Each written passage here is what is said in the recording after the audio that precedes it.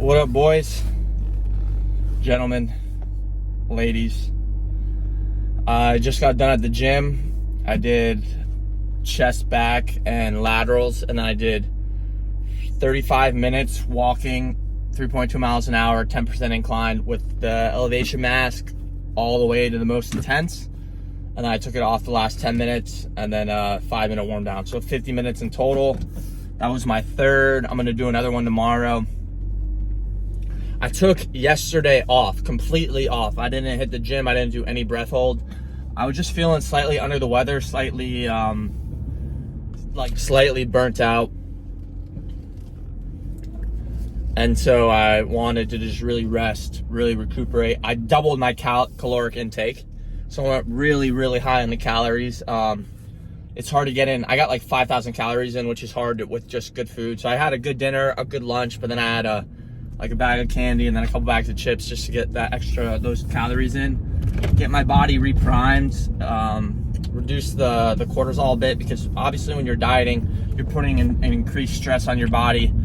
Increased stress on your body, you're slightly more compromised. So overall, it was just intuitive, pigged out a bit, but was feeling a little sluggish this morning. Feeling better now though, certainly feeling better already. I got some elderberry, so I had a couple small teaspoons of elderberry. I got oil of oregano, which I heard is like a natural antimicrobial. That's not the word, but it's good for bad bacteria and stuff. I don't know, just playing around with some stuff. Saw my supplement grind, took some creatine today. But this morning, so I didn't do a wet hold today. I was trying to do 5 wet holds this week, one every day. Yesterday, obviously, I took the day off. Today, I just wasn't feeling it, getting back into it. You know, it's a good sign that you actually entered a state of recovery when you feel worse when you come back.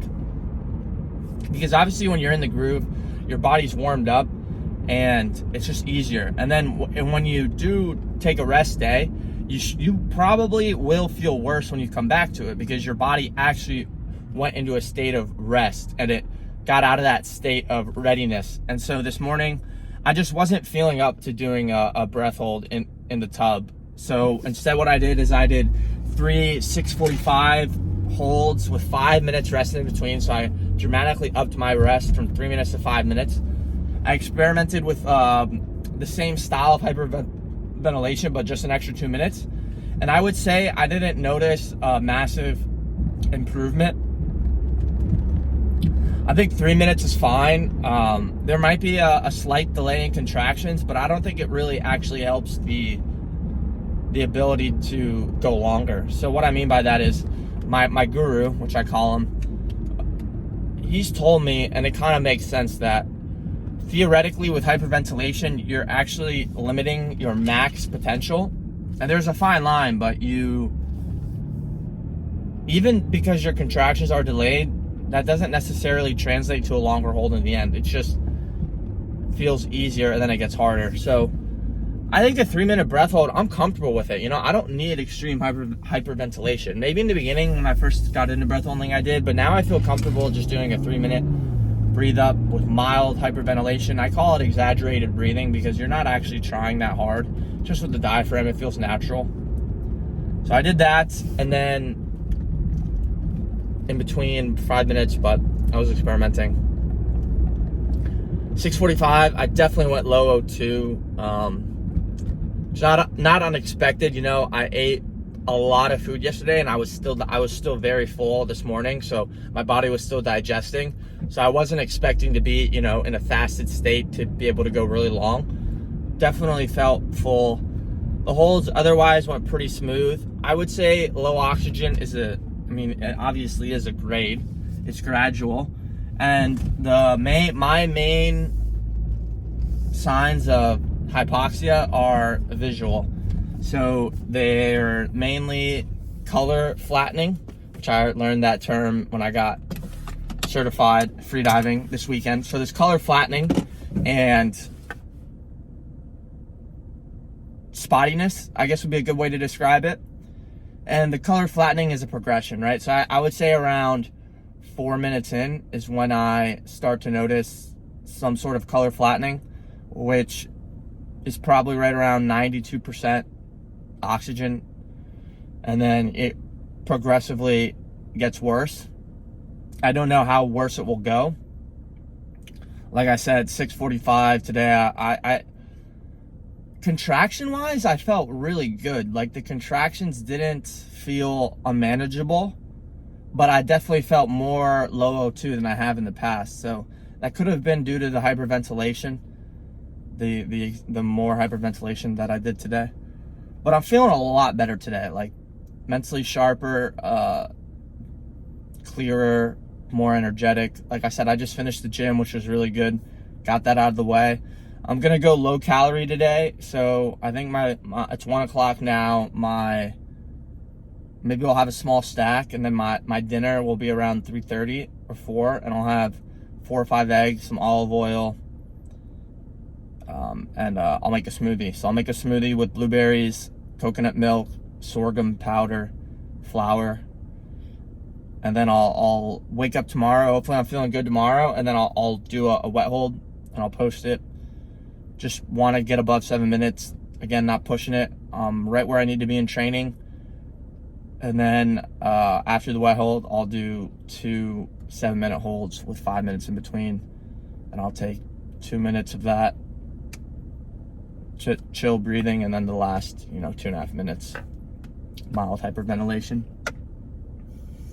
But yeah, guys, I will say that I'm at the point now in the volume and the length of my holds where every hold takes a little bit out of you. I'm not going to lie. A 6:45 hold is not easy.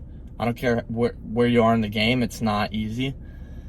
And so it takes a little bit out of you. I would say I feel slightly worn down. I felt slightly worn down today after my training, but within 30 minutes, and then by the time I'm out of the gym, I feel back to 100%. A lot of this started with 2 things. Number one is I did my freediving course this weekend, and I didn't clear properly, and I had pain in my left frontal sinus, and that just really didn't allow me to recover as much as I wanted to this weekend. So then going into training, I think it was a culmination of that, and also the weather. So whenever it goes from really hot to really cold, it always shocks my body for some reason. And so it was like 85 degrees this weekend, and then it got down to like 40s all of a sudden in one day. And I think whenever that happens, my body just takes a little bit of time to adjust. So yeah, my plan is tomorrow to do the holds like I talked about, and then after that I'm going to take the weekend off. So Friday and Saturday, no working out or breath holding. I'm gonna go hunting Saturday, muzzleloader season, so that should be fun. Sunday I'll take it chill, and then I really got to dial in my diet this last, we're 29 days out, so this last month I really got to dial it in. Gonna be basically calorically restricted, but not too much, because I want to be in the low 170s for the hold. If I'm there, I'm comfortable. Anything more, and I feel like it's just putting excess stress on my body, which is not needed.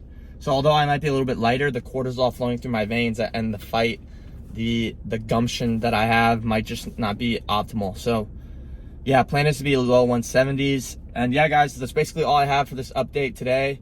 Like I said, I just got home from the gym. I'm gonna make my meals, stretch, do maybe some packing, just to see where I'm at.